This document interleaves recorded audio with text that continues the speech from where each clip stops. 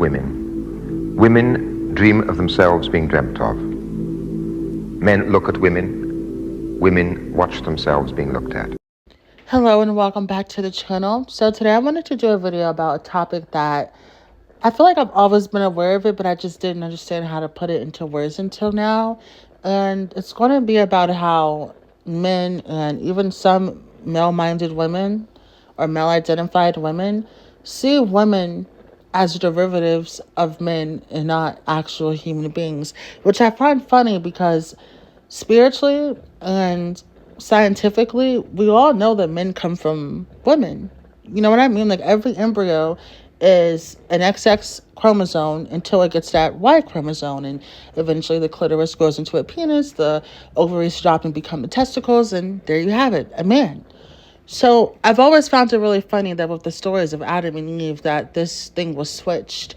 And even when you think of that story, Adam and Eve, that she came from his rib, meaning she's literally not a being in her own. She's a derivative of him, a delusion of him, if you will. And there's this video going around of like this African guy saying that women don't want to be, the women aren't meant to be, cherished and loved. They're meant to be led, and they don't know what they want. They think they want something, but they really don't. And he also says something like, women aren't allowed to make choices, but they are allowed to agree or disagree. Like they're not allowed to make the choice of something, but they're allowed to know, do they want to commit to this or do they choose to diverge from it? Because it's not like you're your own person. You have to be, for example, I don't know if you guys heard of the show Handmaid's Tale. I was really into that show. I really loved it. But there's a thing where they say, so if you know anything about the premise of the show Handmaid's Tale, it's like a post-apocalyptic world where the Christians take over. So all those red pill people, all those, the people that wanted to go back to how it used to be, let's just say they went and they took over America, right? And basically, the women start to lose their fertility. So there's only a select percentage of women who can even give birth. And these women are called handmaidens because in the Bible, there's some story of, we all know adultery is wrong, but, right? In the Bible, there's always an excuse for something, right? But in the Bible, there's a story where this woman, she basically have sex with another woman's husband in order for them to conceive. And they will say that the child is still the other woman's, even though she did not conceive it. So that's basically the premise of the story. And these handmaidens do not have names. They say that I'm of so-and-so. So let's say the guy that owns you, his name is Joe. You don't have a name. You're not Sarah anymore. You're of Joe. So this is something I've noticed like a very long time. So I'm going to go ahead and play the clip of the first guy I was telling you about, and then some other clips that I found too. If I should speak directly to your own problem, I have a pure definition of a woman. For me, that's my own definition of a woman. How do I define a woman? A woman is a man with a womb who thinks she knows what she wants. After she has gotten what she wanted, she then realizes that is not what she wanted. And she dare blame you as a man for not knowing what she wanted, even when she don't know what she wanted. In bracket, confused. Just a quick question before you continue. The way you feel about women, do you see your mothers and your sisters like this? Brother, let me tell you something. My mother is a very beautiful one. You see, I come from a family that my parents tell truth always. They never lied. I can categorically tell you that. My mother and my father said to me that we are here in this family. I am 42 years old right now. We are here in this family not because we love each other. In fact, my father told me I don't even love your mother. And I know your mother don't love me. And that is how it is.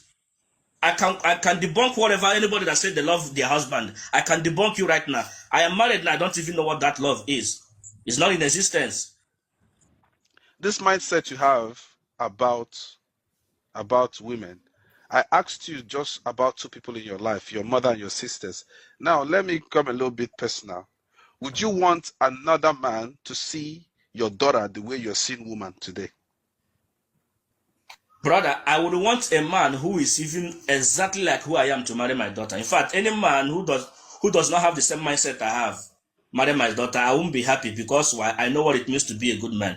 I will not marry somebody who is in the same class with me.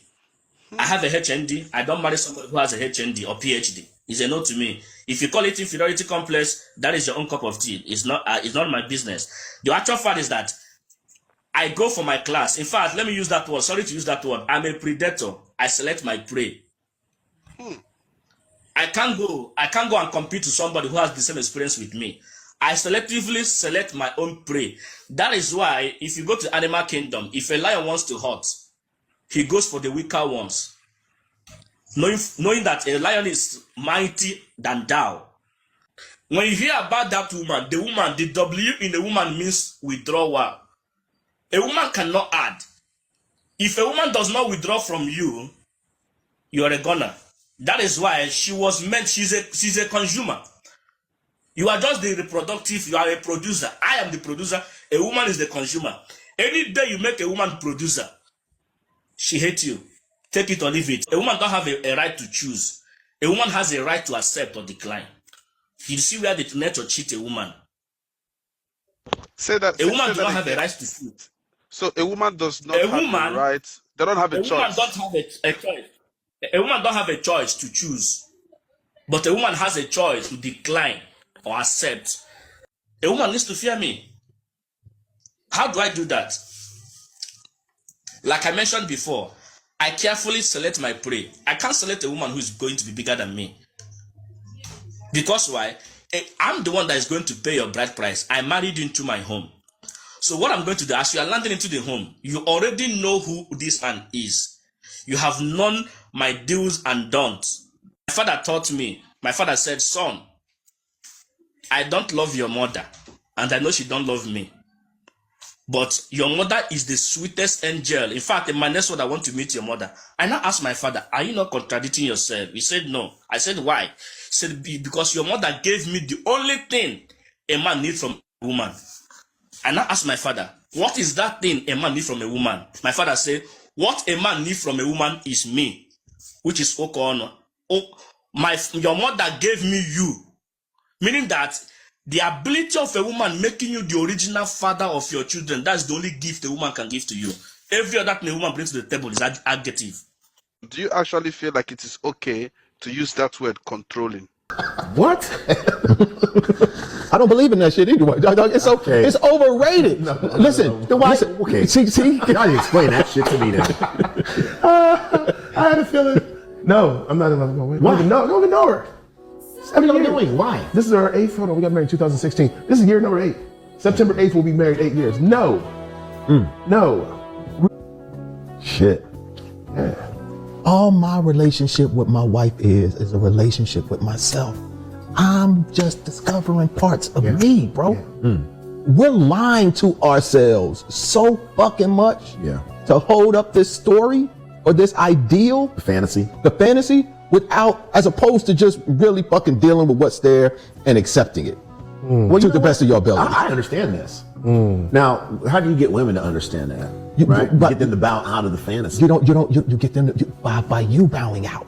And my wife thinks she's in love with me, probably. It's a buzzword. It's a concept that's been propagated that we have adopted and creates an unrealistic expectation that we look for, and when it's not present, we feel something is wrong. Yeah, we've allowed it to condition ourselves to that concept being.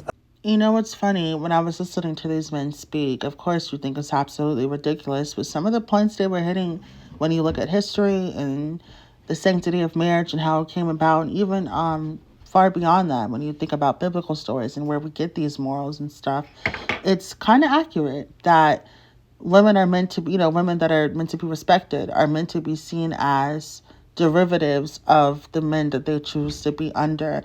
And you know what's funny? I think in a perfect world, if you believe in God and all that other stuff, if God created the world or whatever, it probably made sense once upon a time for man to govern woman to govern child, and child to inherit the earth. But as of lately, it's just not going over with people. I think with discovering new genders and stuff with trans people, and then how women have jobs and stuff now, just the way we view gender as a whole, it's not the same that it once was. And you have men that are like these time capsules that want things to be how they were historically, and they're crashing out because nobody wants to do that shit anymore. But you can't really say they're wrong, because in a way, this has always been a part of history. I think of it in stories stories and in books, and how the girls read those, Twilight and 50 Shades of Grey and all those books that would, almost groom girls into wanting to be possessions. I think of Wuthering Heights. In that book, there's a quote that says, "I love him because he's more myself than I. I am Heathcliff." And I think this being like male identified, or as I like to call it, being a Lilith woman. If you don't know what that is, I'll brush over it later. But it's basically the opposite of an Eve woman. And I'm going to give you guys some quotes into that too later on. But you see this all over pop culture, and it's almost like women are just, as young girls, are just groomed into believing that men are something that they're not. And even those guys are admitting that they kind of have to uphold this thing that we call love, that is not unconditional, it's completely conditional, and only if you meet a certain criteria via men. Whereas women, we're giving them unconditional love that is really meant for children. Everything you do with a man should be very conditional, but we're groomed otherwise. And I think about like pets and stuff. If you have a pet, you can understand that scientists say when you look into your dog's eyes, or into like a puppy or a little cute little kitten's eyes, they know how to hijack your dopamine receptors for what should be for your children only, because by nature, children are kind of annoying, and your body makes you want to cater to them and take care of them. You know what I mean? So when you see a cute little baby, you want to see something, adorable and cute. Like, there's a reason why we feel that way, women especially. I don't know about you, but I love children. I always love the smell of babies, like a fresh baby. It's just, oh my God. But yeah, so, and we're giving that unconditional love that's meant to be for a child to men, when everything we do with them should be conditional. And they don't think about that. Like, men, they do what's best for them first. And if you are what's best for them, then what's best for you will naturally go from them to you. But it's never just what's best for you, and women, like, we're just not taught that. Another quote that I really just cannot get out of my mind was, and this is from a book called Ways of Seeing by John Berger. The quote is, "Men look at women. Women watch themselves being looked at. The surveyor of woman in herself is male, and the surveyed is the female." Meaning that even when a woman is alone in her room, brushing her hair, you always feel like there's some type of omniscient male figure watching you. And I don't know if that's an allegory for Jesus and the shame of sexuality that the Christian people have brought onto women or whatnot, but it's literally how you feel. For example, if you're a girl and you take your trash out in the middle of the night, don't you feel like you're a female protagonist at the beginning of a horror film? Why do we always view ourselves through the eyes of them, even if we're not male identified? And it's just something that is always, I never really was able to put it into words, but it's really ridiculous. Another quote that I ended up finding is by Margaret Atwood. It's from a book called The Robber Bride, which is actually really good. And in it, she says, "You are a woman with a man inside watching a woman. You are your own voyeur." And I think about like the Cooking with Kaya situation and why that got such a huge uproar, and the delusion of some of the men who genuinely thought that that content was for them when it was meant to antagonize women who, deal with men. Because we are a single woman, and someone saying this meal is going to steal your man, or maybe you're a lesbian woman, that won't ring the same as two straight females arguing over a male, So that's really what that was, like a woman only seeing her worth through the eyes of another man in spite of another woman, and not through her own eyes. So I see this phenomenon a lot, and I honestly believe that it's from grooming and just people thinking that being a woman means a certain thing. So I'm actually going to get into some of the quotes that I got from Eve, and how she was created, and how being a woman is split into this Madonna whore thing. And I'm also going to show you guys some clips from a movie that basically explains it a little bit better than I can. So sit back and enjoy. So the quote goes, Earlier in making Adam, God used the dust of the ground to form his body and breathed into his nostrils the breath of life, and the man became a living being. But in making Eve, God did not go back to the dust. He used one of Adam's ribs to form the woman, and when she was brought to Adam, the man said, "This is now the bone of my bones and the flesh of my flesh, and she shall be called woman, for she was taken out of a man." God used Adam's rib from Eve. He used existing tissue and did not start from scratch to show that Adam and Eve were made of the same substance. She was made from the same stuff and was a bearer of God's image and likeness, just as Adam was. The woman was made of Adam's rib and was designed to be a companion and a helper suitable for Adam. So when you think about the story of Eve, she was always meant to be beneath him. So when I heard those guys talking, as annoying as they were, a lot of women subscribe to this ideology that they exist through and for men and not for themselves. And this is why the term pick me has gotten such a uproar out of certain women, because people are getting fed up. And there's women that see what men are capable of, whether it's all men or not, and they want to hold them accountable. And then there's the boy moms who know that their son is like a narcissistic asshole terrorizing the world and will support him. So, I do really find it really interesting. And I also want to tell you guys the story about Lilith. If you guys aren't familiar with that, this was the woman that existed before Adam. And I think there's a quote on that. Let me see if I can find it. So what I found says that Lilith is variously depicted as the mother of Adam's offspring, but there are some stories where she was the woman implied in Genesis 1:27 and was made from the same soil of Adam. And I believe her character was demonized because she's basically equivalent to him and not beneath him.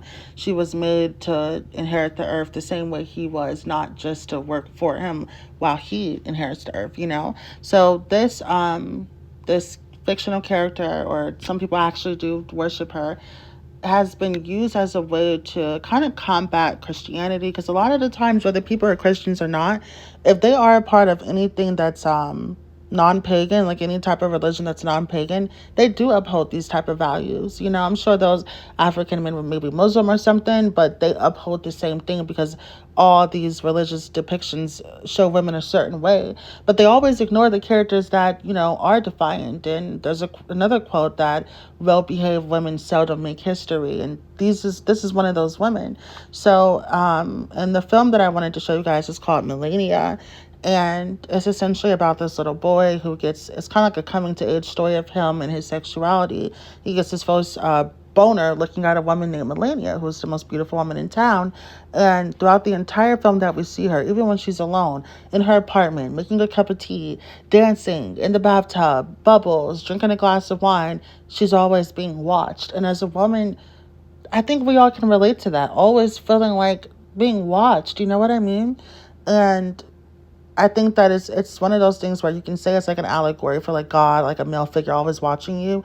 But I think just certain things like don't wear that, leave something to the imagination, or don't have too high of a body count because think about your future husband. It's like your whole life revolves around this imaginary male who isn't even really real. That I think, when it comes to love and stuff like that, of course love is real, but I think love is supposed to be something that's truly unconditional, like love of children, love of the universe, love of yourself, love of, taking care of the earth and stuff like that. It's not meant for these niggas, and I find it really insane that we've allowed them to condition us otherwise. And I think when it comes to the sprinkle lady and people talking about her hypergamy and stuff like that, this is just women's way of saying like we've cottoned onto it. We know who we're dealing with, and we don't want to do it without certain conditions. So, I definitely believe that men see women as a derivative of themselves. They don't see us in a real way. I believe that love as we know it and all those romance stories we heard growing up, whether it be Disney movies or, any of those girly teenage books about a vampire or a werewolf or some strong figure possessing you, I think it was all grooming, And even when you think about procreation, like the type of women that do want to be with a man forever, which is, there's nothing wrong with that, wanting a family, that's the most beautiful thing you could want. But sometimes I wonder, like, is this even, because you heard about those husbands who like didn't love their wives and stuff, and even they can admit, this is a business deal. You're eligible enough to be beneath me, and I'm eligible enough to be above you. And we're going to do this together and create a family. And you think about marriage, that's really what it was for, business. So I think that a lot of women, there's nothing wrong with wanting a family. That's beautiful. But some women were kind of groomed into that and didn't really know what they were signing up for. Now you have these children. I remember this one story of a girl. She had like maybe a bunch of kids, maybe like 5, 6 kids from like 2, 3 different baby daddies, and she dropped them all at CPS, which is like the Children's Protective Services. She dropped them all off and gave them all up, and then went to like they said she was a bartender. Some people say she was a stripper. I don't know, but the internet had went in on her. And at first, people are like, "Oh, we get it, being a mother," because I don't have any children, so I can't speak on that. So I'm gonna speak on what she was saying. But she was basically saying that there's no village anymore. Like we're having these men's children just for them to abandon us, and for what? And people was agreeing with her. But then as soon as she started moving to Miami and bartending and living her best life, they hated her. So it's this thing where it's like a Madonna whore complex, where a woman is only meant to be a virgin, this virginal thing, this good girl, and a mother. Outside of that, like you really don't mean anything to men, because that's the only thing they can find valuable and within you and themselves. Most men want an opportunity. And the sad thing is, when you're a young girl and you're taking care of a guy because you think he's taking care of you, you're always giving more than what he's giving. Y'all can go 50-50 and you will always be putting in more because he's building off you. Men, even nice guys who would never do anything rude to you, they buy you flowers, they harvest your energy, whether they're aware of what they're doing or not. And the deal was never fair. So even when it comes to stuff like that, I feel like women are waking up now and being child free and stuff like that. So, and for the women that aren't waking up, the women that uphold these standards, the women that, honestly, there's like some type of pipeline that causes women to do stuff like that. I think it starts with being a daddy's girl, and then they turn into a pick me, and then they turn into a boy mom, and before you know it, you got some crazy chick that's allowing some man to molest her daughter, or the daughter's getting molested and the mother doesn't care. That's where this comes from. So the whole cooking with Kaya thing, she's just a young girl. Her frontal lobe is not developed. I don't take anything she says seriously. She doesn't know, even what she does know, she's not aware of the impact of what she's advertising. And the funny thing with cooking with Kaya is, if she would have just twerked and said, "Hey, look, guys, I cook, clean, and twerk, validate me," I don't think she would have blew up. It was only because she was antagonizing women who want attention from their man that she blew up.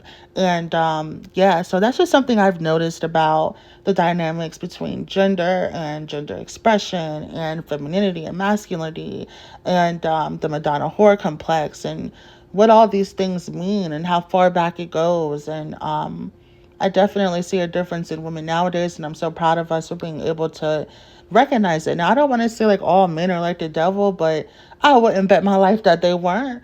And that whole thing about the 70,000 men in the group chat, everybody think that it's some mysterious guy, creepy guy in a white van. No one wants to believe that it's your brother, it's your cousin, it's your ex-boyfriend, it's your father. Like, you know what I mean? And I think that until we can hold all men accountable in our lives, and as women stay on code, because I always say that I will always be a girl's girl no matter what, because men are boys' boys no matter what. No matter what. If you're dealing with a guy that's 6 foot and he makes 6 figures, and you're going around talking shit about guys that are like short and broke or whatever, he's going to relate to them. He's not going to think, "Oh yeah, I'm better than them." Only girls do that. Only women allow ourselves to be pitted against each other. It's a divide and conquer thing. And I think when you think about these archetypes between Lilith and Eve, someone that was bred to serve and have these virginal aspects and these holy Mother Mary aspects. And then you think about Lilith or Mary Magdalene, another female character who kind of is in the middle of that. I've explained this on this channel before. Mary Magdalene, she was like a sex worker, but she was Jesus's favorite disciple. So she kind of teeter-totters on that Madonna whore thing, So I think that the rise of men saying things like OnlyFans detected, opinion rejected, or wanting women to go back into the kitchen, and just all these things. I think that men are feeling like they're losing their masculinity, and it's because they don't know how to show up in this new world as a man and actually be useful. So I think the only way that we can move forward with that is women having more standards, women sticking together. I don't care if you're a virgin and you're waiting till marriage, or you want to street selling it. We got to up everything. Like, we got to tighten up on everything. I think that as long as there's a woman willing to downplay herself and give access to men and be the pick me girl, they're always going to feel like they have a way in, you know? So I feel like we just have to decenter men and recenter ourselves and view ourselves through the eyes of ourselves, and reconnect with our feminine aspects. I feel like, especially being a black girl growing up, I wasn't really allowed to connect with, jewelry or makeup, or even just being feminine, just having a high pitched voice, wearing skirts. Growing up in a black community, like, that was always shunned and stuff like that. So I think that when it comes to race, gender, just dating and everything, like, all this stuff is really connected spiritually, physically, and when it comes to finance and stuff, women having more money, all of this is happening all at once. And I think that's why the gender word now is so different than it once was, because it seems like women are winning and like men are crashing out. And I did a video a couple of days ago about how things aren't really changing with men. They're not getting more violent. We're just now noticing it. And yeah, so I hope you guys enjoyed this video. I know it was a little bit all over the place, but this is something that I've been thinking about for a really long time. And I'm glad I was able to put it into words and find all these different quotes and film and media, pop culture that expresses, how we all kind of feel on the inside being a woman in this world. So if you enjoyed this video, thank you and have a beautiful day.